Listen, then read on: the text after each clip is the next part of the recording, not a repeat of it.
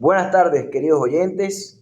Es el primer teniente Vegas y soy el teniente de navío Rafael Alejandro Paz Acosta. Y hoy le presentamos la Guerra Civil del Congo, Segunda Guerra del Congo, una visión del conflicto a través del análisis del conflicto internacional. Gracias por su tiempo. Por favor, primer teniente Vegas, ¿me podría dar el contexto histórico del que estamos hablando en la Segunda Guerra del Congo? Muy bien, en cuanto a lo que es la Segunda Guerra del Congo, fue un conflicto que estuvo enmarcado desde el periodo de 1998 hasta el 2003. Esto fue una tragedia que fue denominada así como olvidada en el corazón del África, también conocida como la guerra, la Gran Guerra Africana. Este conflicto fue muy devastador en su momento.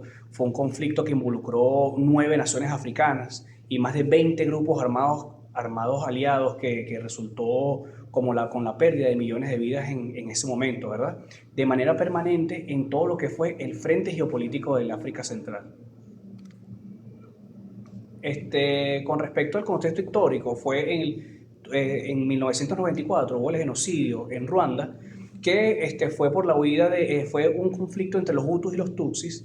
Este conflicto también tuvo más de 1 millón de Hutus, de Hutus, de esas etnias Hutus refugiadas. También se perpetró ese genocidio y esas personas huyeron hacia lo que fue el este del Congo y desestabilizó todo lo que fue la región fronteriza.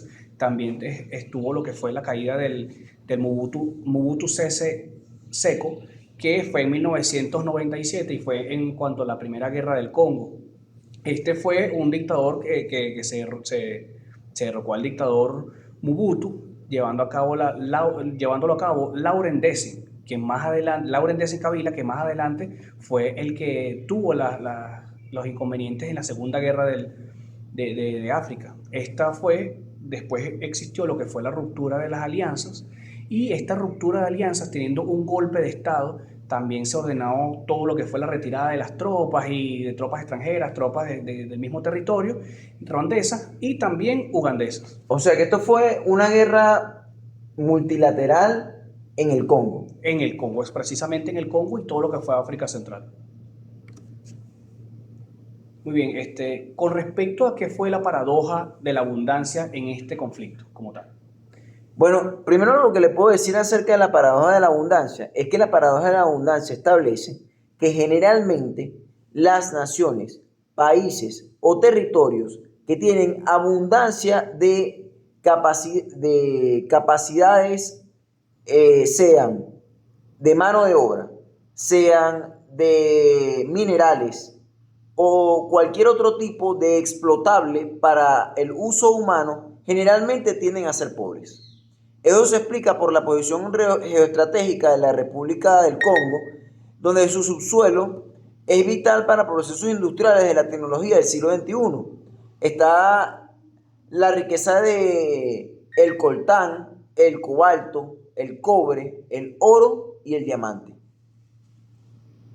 ¿Otra cosa que quisieras aportar acerca de ello? No, me parece excelente, y bueno, eso lo estamos viendo también en nuestro país, que potencias extranjeras siempre han querido nuestros recursos, ¿verdad? El petróleo como una fuente no renovable, de verdad que ha sido de gran índice. Y cada uno de estos países, en cuanto al continente africano, vemos todas esas diversos tipos de factores en cuanto al poder y al oro, al coltán, a la bauxita, al cobre, que son ricos en dichos minerales. Potencias extranjeras también pueden infringir o buscar introducir una especie de conflicto para realizar la separación de estas naciones y así poder apropiarse de los recursos naturales. Gracias. Bueno, vamos a pasar más allá de todo lo que es la, lo que hablamos generalmente en conflicto, y vamos directamente a entrar en la anatomía de la guerra.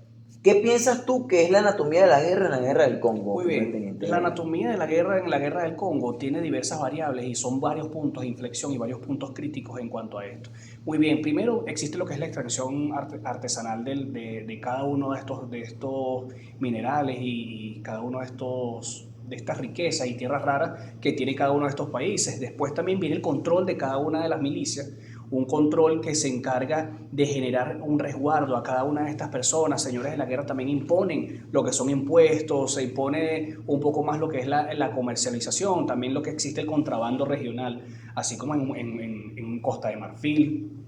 Había también lo que era el conflicto de los diamantes. También en este momento el cobre y todo esto del coltán en África, por eso desemboca ese conflicto también. Muy bien, las empresas multinacionales es otro punto clave, un punto de inflexión, porque muchas empresas multinacionales adquieren estos minerales de acuerdo con lo que es un lavado de precios de muy baja cuantificación en cuanto al mercado y a la explotación de estos recursos. Debido al corto tiempo de este podcast, debo decirte, querido compañero, que solo nos quedan 2 puntos por hablar. Así que te haré una sola pregunta más. ¿Cuál consideras tú que es el mapeo de los actores dentro de la guerra del Congo? Muy bien, de acuerdo al mapeo de actores en la guerra del Congo, nosotros tenemos múltiples milicias, múltiples organizaciones que se encargaron de este tipo en esta guerra. Muy bien, tenemos lo que era la República del Congo, que estaba liderada por el presidente en ese momento, Laurent Kabila. Tenemos también, él se categorizó por una categoría de principal de gobierno y su posición oficial siempre fue la defensa la defensa nacional. Muy bien, tenemos el MLC que se encontraba bajo el control de los recursos, Ruanda como un país alterno a este conflicto, pero que también tenía intereses en dicho conflicto y generó lo que eran algunos aliados de insurgentes. Y también generó lo que fue después del genocidio de los Hutus y los Tutsis. Uganda también tenía un papel importante como un aliado insurgente y lo que buscaba era el saqueo de los recursos minerales como el oro. Angola también fue un país que tuvo mucho impacto en cuanto a combatir a los UNITA. Y también tenemos a Zimbabue. Zimbabue fue un país que fue aliado al gobierno, fue aliado al gobierno, al igual que Angola, y buscaban era combatir a estos otros países que estaban aliados a cada uno de los insurgentes, igual que Sudáfrica con Mbeki, que tuvieron una importante participación en cuanto a las posiciones precisamente en lo que era el liderazgo africano. Ahora yo voy a realizar una pregunta con respecto a esto. ¿Cuál sería para usted el análisis de la brecha entre posiciones utilizando el método de la cebolla? Bueno, primero que nada hay que decir que este es un conflicto de depredación, es un conflicto económico y es un conflicto entre etnias. Son una mezcolanza entre 3 tipos de conflictos. Entonces, en la cebolla, en las raíces, está la supervivencia, la identidad y la tierra. Después esas serían las necesidades básicas. Después vendrían los intereses reales, que es la agenda oculta, que son los recursos mineros y el poder regional. Después vienen las posiciones oficiales, que es la narrativa pública. La narrativa pública habla de seguridad y soberanía, pero en realidad hay varias posiciones, que es la capa externa de la cebolla. La posición de el gobierno de la República del Congo, que necesitaba la supervivencia de la nación y la cohesión del régimen.